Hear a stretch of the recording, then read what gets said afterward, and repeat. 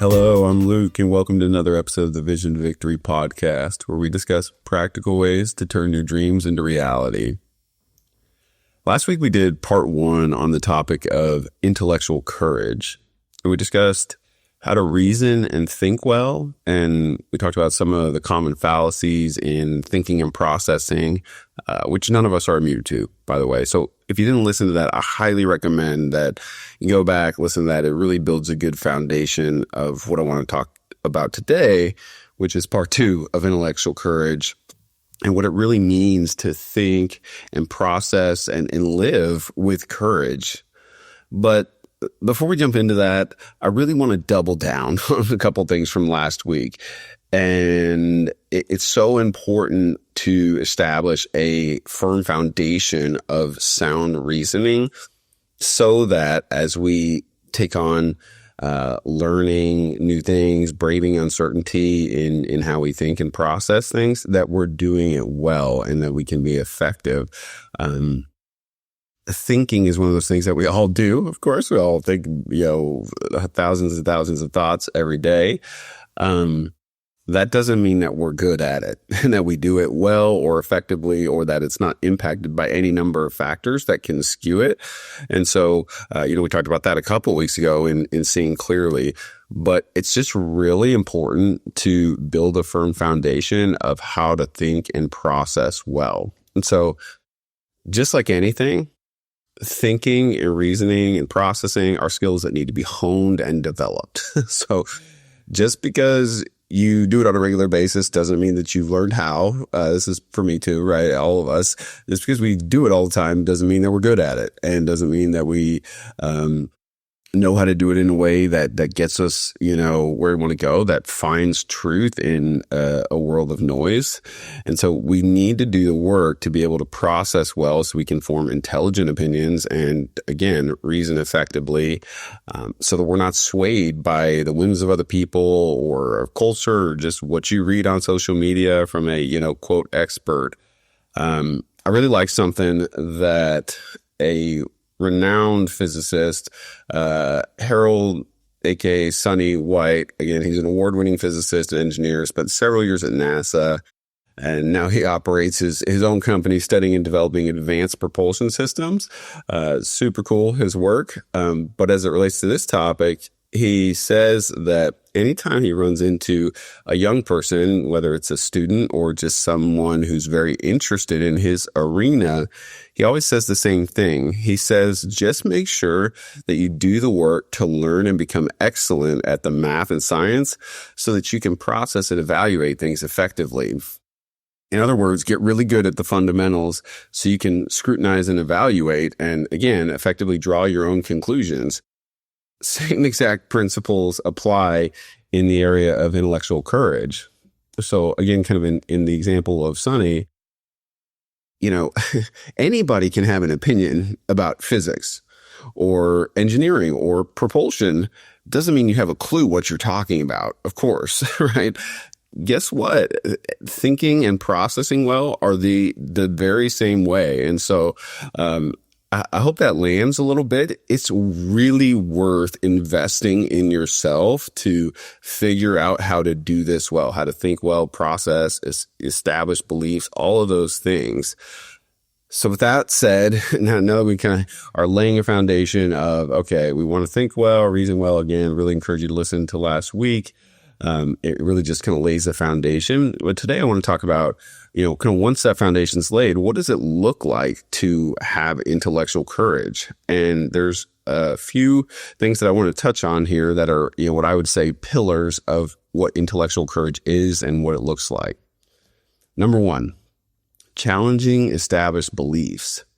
So intellectual courage requires the ability to question and challenge ideas, even if they are widely accepted or, kind of deeply ingrained in our culture, or guess what? If they're just very established in your own belief system.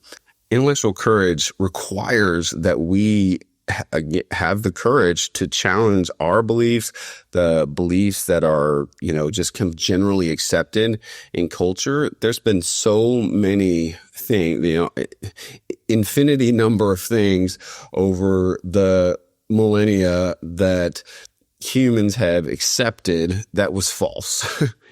A really silly but obvious example is for many, many years, people thought the world was flat. And you were a heretic if you thought otherwise. But guess what? Somebody had to say, hey, this doesn't add up. And so part of having intellectual courage is the ability and the willingness to challenge the status quo. Number 2, embracing ambiguity. This is interesting.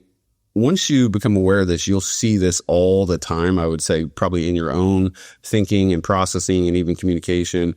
And you'll definitely see it in others as well.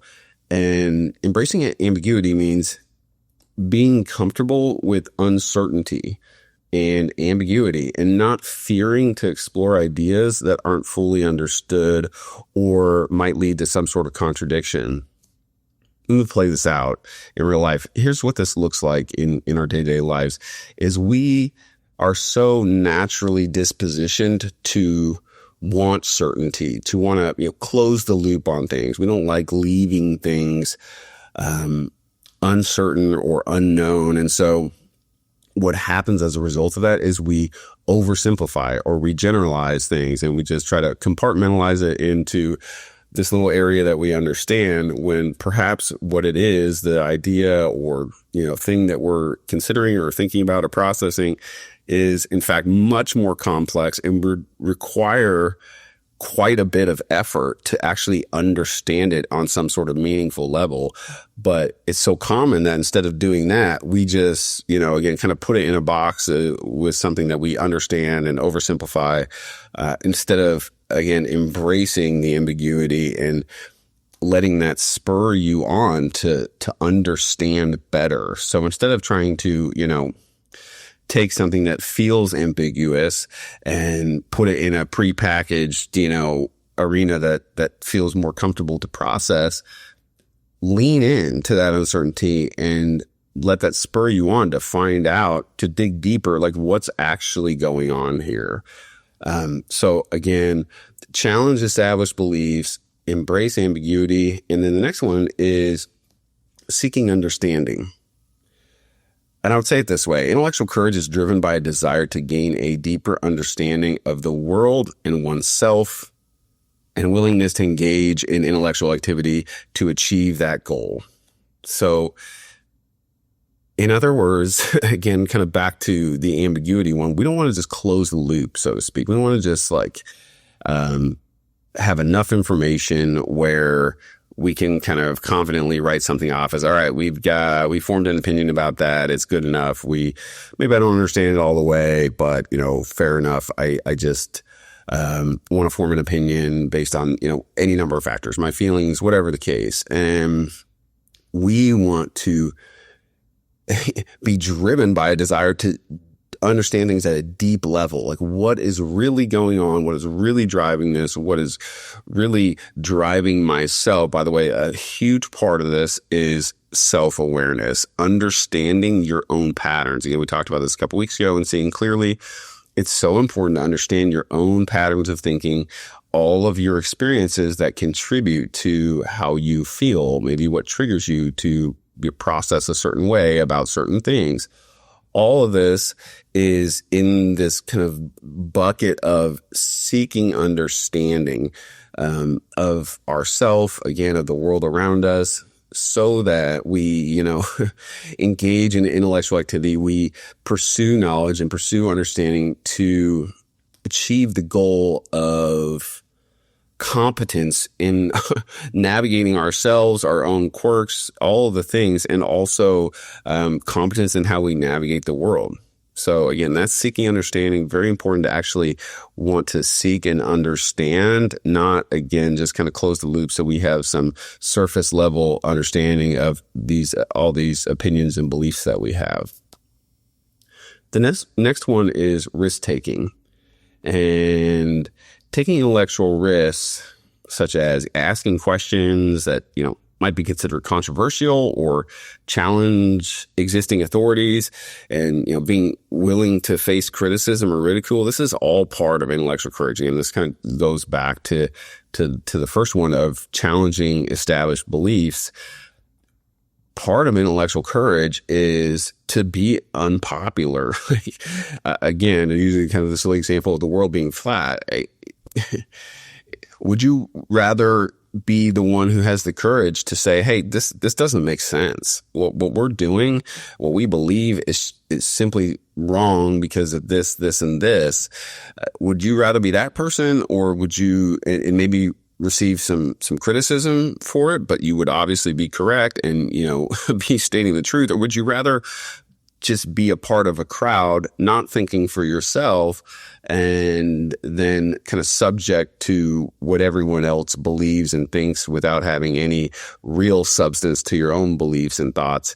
And even though it might feel good because, again, you got people who are validating your limited way of thinking, it's not a good way to navigate life, and it's certainly not a good way to grow and move forward and be successful in any area of life. Being good at anything requires a certain level of risk and being comfortable being uncomfortable, and so sometimes that might look like taking unpopular positions if it's right and accurate. So risk taking. The next one, openness to change. Openness to change. We talk quite a bit about this, and I think that stuff like this gets thrown around frequently, and maybe it's easy to gloss over, but I hope this lands with you. Intellectual courage requires a willingness to change one's mind in the face of new evidence or arguments, and to acknowledge when our own beliefs are incorrect. Let me tell you what I see happen more times than not when it comes to this, is people form a belief or an opinion about something, and then maybe they're presented with some facts or evidence or whatever it is that disputes their belief. And so instead of changing their belief, they either try to manipulate the facts or the evidence, or they try and go and find something else that they can sort of, again, kind of gloss over, oversimplify it to validate this position, instead of objectively looking at, the information they're just presented with, and just to say simply, look, I was wrong. My belief was inaccurate. And it's fascinating how we will defend something that is inaccurate just simply to protect our own ego. And, we talked about that a few weeks ago.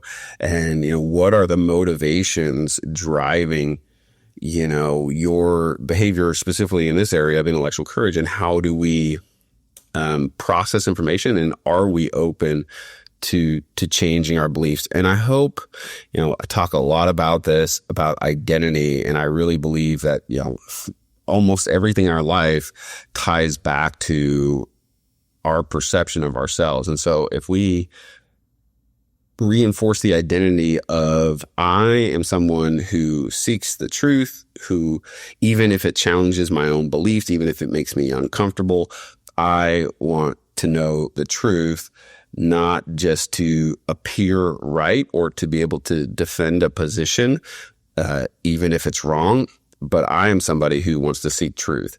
If we're trying to protect our identity of, I'm smart and probably right, then in a situation where you really should be open to change, you won't be. And so I hope that you get this in your spirit a little bit of like, I want to be somebody who challenges the status quo, doesn't mind saying something that's unpopular if I know it's true or accurate, and could substantiate that, by the way. That's not a feeling. This gets confused all the time. Just because you feel strongly about something doesn't mean it's accurate. It doesn't mean that's any reflection of reality whatsoever. And so this is why it's so important to be able to think and process well, so that if you have a firmly established belief or opinion on something, that you can substantiate it with objective information, not just, what validates a feeling that you have. So again, intellectual courage, requires openness to change, openness to learn and to grow and to be wrong so that you can learn what's right. So I hope that this is, important to all of us. And then the last one here is the moral dynamic of intellectual courage. And just like anything, as you get good at thinking and processing and reasoning well, it comes with a certain level of power. It really does. It is an advantage in the world today. Candidly, I think there's a huge lack of ability for people to think for themselves and to process and reason well. There's so much that's driven by culture, again, media, social media, and really just these algorithms that just reinforce our own, beliefs or really feelings, whether they're substantiated by anything actually real or not. And so, again, the moral dynamic of intellectual courage is simply that as you progress in this area, use it for good, use it for the greater good of the people around you. And look, I'm no expert in this area, but I have spent a lot of time over the last several years developing this part of my life. And again, if you can think and reason well, it is a significant advantage in really every single area of life, from relationships to, career, work, to vocation, things that you want to contribute to the world around you. But unfortunately, in intelligence and, being good at this is not the same as being conscientious and wanting good for other people. So we want to do well with these skills that we've developed, and I hope you do too. So that's important. So I just want to recap. I'll just quickly revisit each one of these kind of pillars of intellectual courage. So again, challenge established beliefs, embrace ambiguity, seek understanding, take risks, be open to change, and then be morally responsible with it. As some closing thoughts for this, we talk a lot. I like to discuss, the importance of developing these areas of our life so that we can be capable. And, unlike a sport or an instrument, sometimes I think an obvious question is, well, how do I get better at thinking? How do I get better at some of these areas? If you want to get better at the piano, you play the piano, you get a teacher and you take piano lessons and you learn kind of the proper way to do things. Guess what? Thinking, reasoning, not that different. So the best starting place, I would say, is listen to and read, please read, or book on tape, whatever it is, from people who are very far ahead in this arena. There's so many people who are incredible thinkers and dynamic and capable and objective and do this really, really well. And you can get a lifetime worth of wisdom in just a week or two by reading a great book. So I hope that, you take this and you run with it. In order to practice, you need to learn the fundamentals from somebody who already knows, who already has been there. And so just in the same way that if you were going to get in shape, you'd want to hopefully have somebody who has a really good understanding of health and fitness. Same applies here. So fill your space up with people and things that spark intellectual courage, that do all these things we're talking about, where you're willing to brave the uncertain and you're willing to be open to change and all those things. And so again, read. I know a lot of people prefer to listen, do that. And then, if you're a social media person, fill your social media up with high quality content. As we talked about the algorithms, and get rid of the political crap on there and start listening to people who help you think well and help you process well, whatever that might be. And so this is not, by the way, people who have opinions about something. That's not at all what I'm talking about. Don't This is not find somebody who seems smart and is validating some feeling or position that you have. That is not what I'm talking about. Fill it up with people who are learning and growing and developing themselves and open to change and all of these things. With that, I'm going to start doing something where I recommend a book each month. We talk a lot about just the importance of developing ourselves, and I thought that this would be a good way to start. So I've got this one here. It's a book called The Slight Edge by Jeff Olson, and it's a wonderful book about the power of, small habits and disciplines and how you can really reshape your life if you get intentional. That's a great starting book if you haven't read anything recently or haven't read anything, kind of positive or productive recently. Slight Edge, great option. Again, I hope that you want to pursue intellectual courage. And I hope that, again, listen to last week's. I really think it's helpful in establishing a foundation for processing well.